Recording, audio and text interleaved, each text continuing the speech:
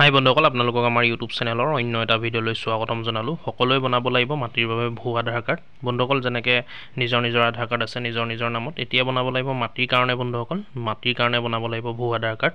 আপোনালোকৰ নিজৰ মাটিডোখৰৰ কাৰণে বনাই ল'ব লাগিব ভূ আধাৰ কাৰ্ড বুলি এখন কাৰ্ড, যিখন আধাৰ কাৰ্ডৰ নিচিনাই হয়। বন্ধুসকল, ভূ আধাৰ কাৰ্ড হ'ব, যেনেকৈ আপোনালোকৰ আধাৰ কাৰ্ড আছে তেনেকৈ, বা আমাৰ যেনেকৈ আধাৰ কাৰ্ড আছে তেনেকৈ আমাৰ নিজৰ নামত এতিয়া বনাব লাগিব নিজৰ মাটিডোখৰৰ নামত ভূ আধাৰ কাৰ্ড বুলি।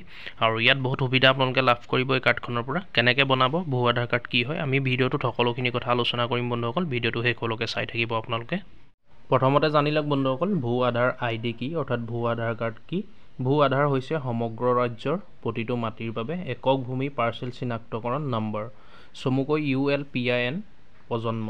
চমুকৈ ULPIN বুলি কয় বন্ধুসকল, অৰ্থাৎ unique land parcel identification number, চমুকৈ ULPIN বুলি কয়।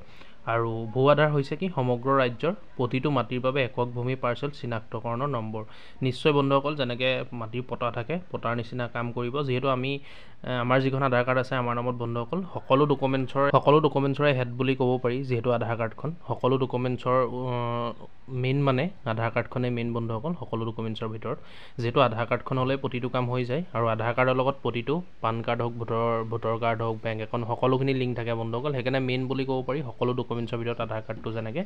আৰু এতিয়াও আধাৰ কাৰ্ডটো যিটো ভূ আধাৰ কাৰ্ড ওলাইছে বন্ধুসকল, বা ভূ আধাৰ কাৰ্ড আমি বনাম, ভূ আধাৰ কাৰ্ডটো মাটিৰ কাৰণে মেইন হ'ব। যিহেতু আগতে পটা হৈছিলে বন্ধুসকল, এতিয়া পটাৰ নিচিনা কাম কৰিব।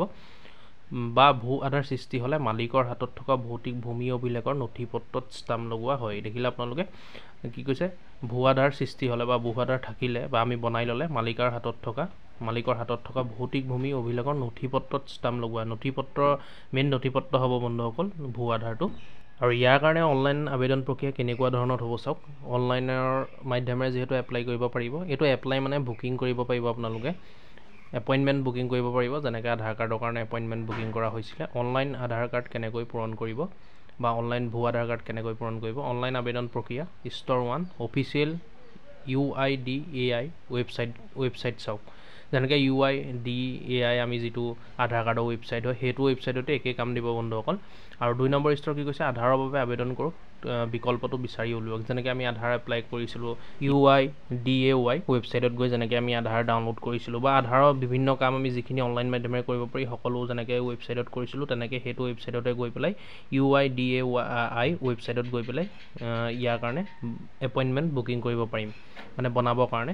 যিহেতু এপইণ্টমেণ্ট ল'ব লাগিব, প্ৰয়োজনীয় বিৱৰণ পূৰণ কৰক। 3 নম্বৰ স্তৰটো কৈছে প্ৰয়োজনীয় বিৱৰণ যিখিনি আছে পূৰণ কৰিব লাগিব, অৰ্থাৎ ফিল কৰিব লাগিব সকলোখিনি। 4ৰ্থ পদক্ষেপ আধাৰ নামভৰ্তি কেন্দ্ৰ বাছি লওক। আপোনালোকৰ ওচৰত যিটো কেন্দ্ৰ আছে, ওচৰত কাম কৰি থকা ইয়াৰ তেনেকৈ শ্ব' কৰিব আপোনালোকে তাত আপোনালোকৰ নিজৰ কেন্দ্ৰটো যিটো সুবিধা হয়, যিটো ওচৰত হয়, আপোনালোকে সেইটো চিলেক্ট কৰিব লাগিব।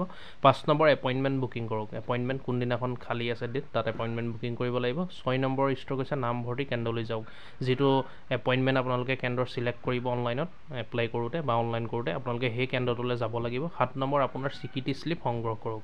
আপুনি এপ্লাই কৰাৰ পিছত এখন আপোনালোকক একনলেজমেণ্ট ৰিচিপ্ট দিব বা এখন আপোনাৰ শ্লিপ দিব, সেই শ্লিপখন আপোনালোকে ওচৰত থৈ দিব লাগিব।